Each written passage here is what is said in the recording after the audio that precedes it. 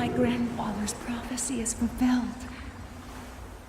My mother's legacy is complete.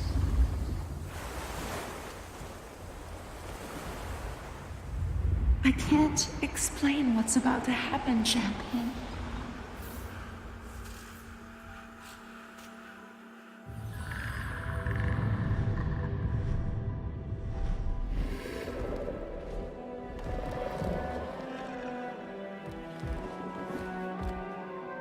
But I want to share it with you.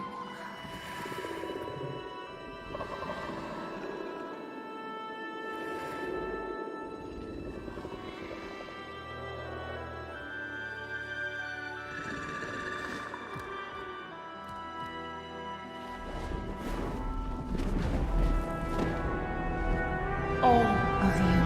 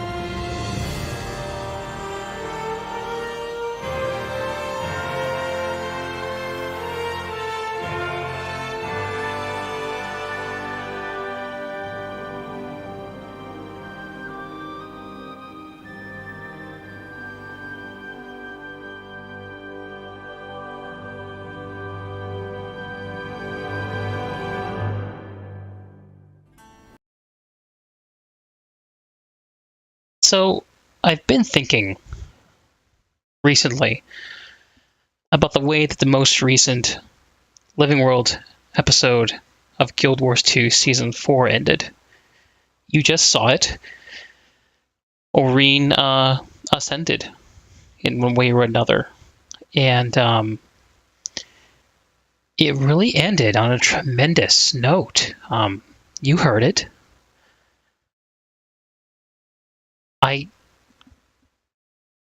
As someone who's played through all the story, been with the game for about 4 years, it's hard to describe how satisfying and complete the ending to this episode feels. There have been 2 other Living World seasons that I got to experience playing this game, seasons 2 and 3. And both of them ended on pretty massive cliffhangers. Season 2 ended with the infamous attack on the jungle, which culminated in the Pact fleet getting shot down over Maguma. Season 3 ended with a very confusing story that was buttoned up with a reveal of the main nemesis for Path of Fire, Balthazar, God of War. And I've been asking myself, why is this so different? I've been putting together the pieces of a few different things, and I don't really see anybody else talking about this, so I wanted to throw some thoughts together. So a few big things besides this episode have happened in the recent Guild Wars lore and history. One of those is the massive layoffs the company experienced back in February, I believe it was. 143 employees out of 400 some odd were laid off. I'm going to pull that up here. So this is actually an address from Mike Zajorny. I think that's how his name is pronounced, Mike Z. There's a lot of interesting things here. I thought that the messaging from ArenaNet around these layoffs was actually pretty solid.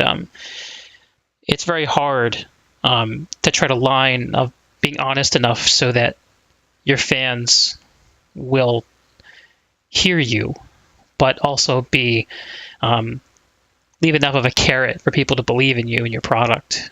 Like C seems to have a pretty good knack for that. So what I want to draw your attention to is a particular line here. It's in the third paragraph, which I'll highlight. The studio has recently been affected by layoffs, which is going to take some time to process. There's no easy way for any team to adjust to that. We've had to say goodbye to friends and colleagues that we've worked alongside for years. We're welcoming back some familiar faces to the Guild Wars 2 team that had been working on an unannounced project. After all is said and done, it's going to take some time for us to adjust to our staffing changes. Okay, unannounced projects. Now, in the world of game development, it should really stand as no surprise that any game studio will be working on more than one project at a time. Really, to invest all of your resources into a single live product is very risky. And it doesn't surprise me in that aspect that projects were being worked on. However, in the context of the layoffs, I think it's a little more interesting and piecing together some of these other pieces. So here's another puzzle piece. This is a Kotaku article about the layoffs.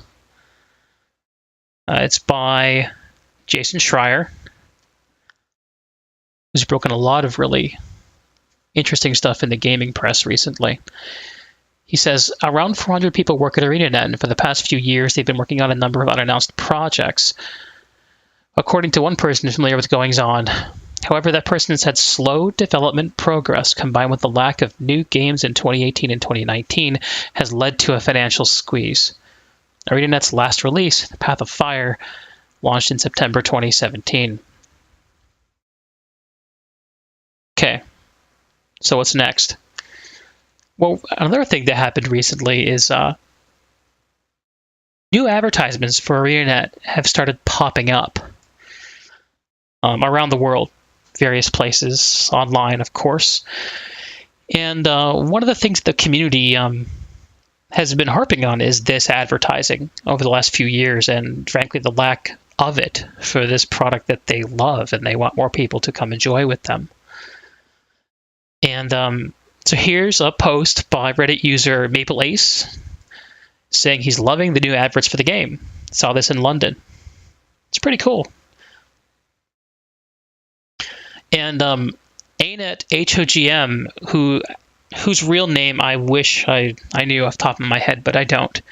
But he's a known to the community to work with the marketing team at ArenaNet. Said this campaign has actually been in the works for about a year. Okay. So now we know that Season 4 had a big, complete feeling ending.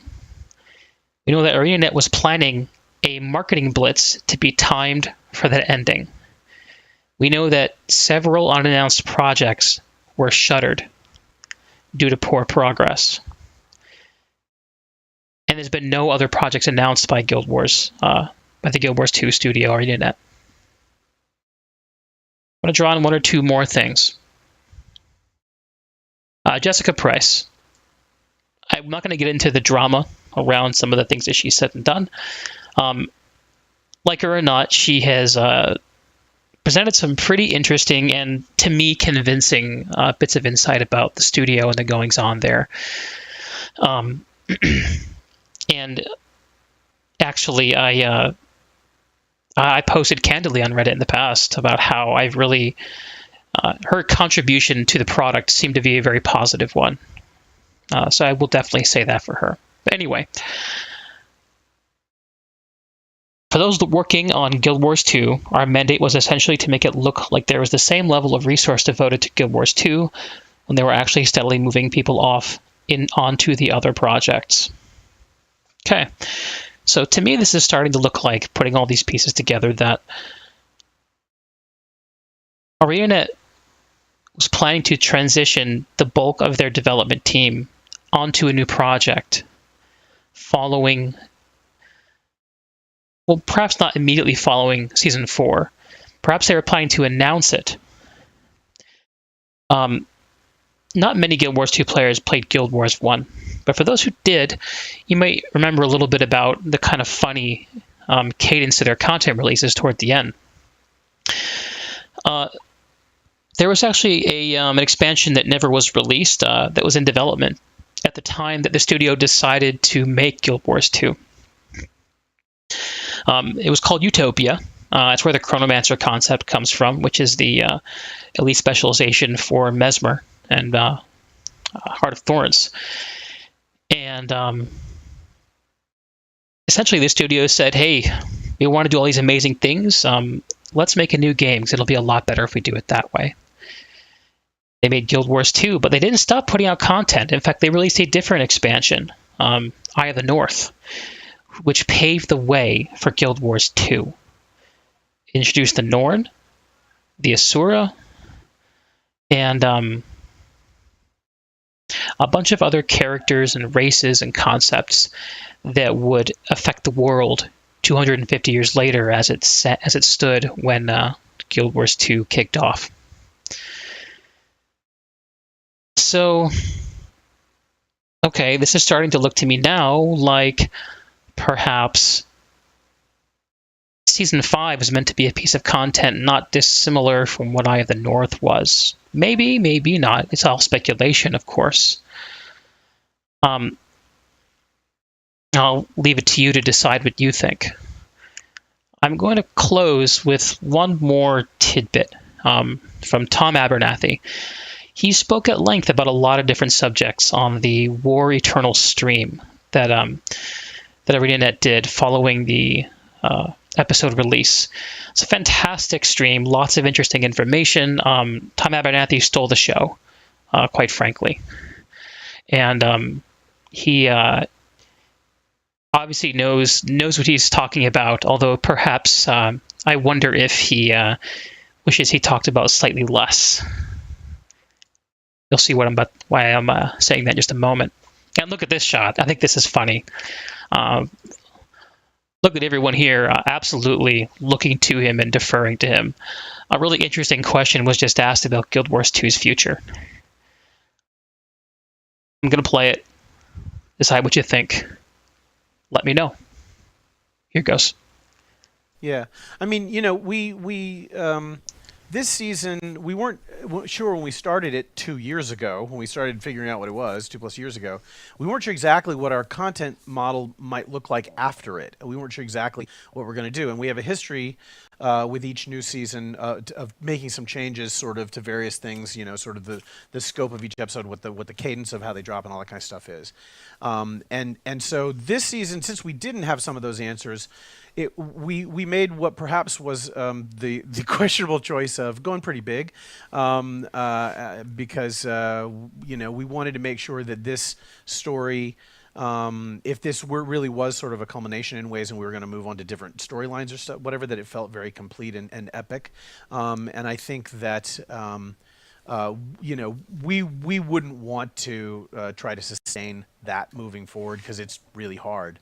So we're talking about ways that we can give you guys stuff that you're gonna really love, but that also will be sustainable in a way that we can manage. And I think it probably does involve some considerations like that. Yeah. Real quick, I'm going to.